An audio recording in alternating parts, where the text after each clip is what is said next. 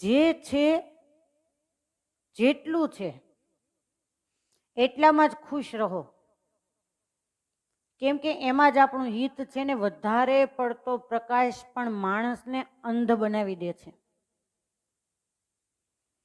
તમે જોજો, ઉનાળાનો સમય હોય ને, બરાબર મધ્યાહન તપેલો હોય ને, અને તમને કોઈ એમ કે સૂર્યની સામે દ્રષ્ટિ કરો, તો આપણે આમ આંખ આડે હાથનો પંજો રાખીશું. કેમ કે સૂર્યના કિરણ એ આપણી આંખ પણ સહન કરવા તૈયાર નથી. બીજા નંબરની અંદર કે કોઈ જગ્યાએ પ્રસંગોપાત આપણે ગયા હોય ને, મોટા મોટા ફોક્સે ગોઠવેલા હોય, ત્યાં જઈએ તો પણ સહેજે આંખો અંજાય.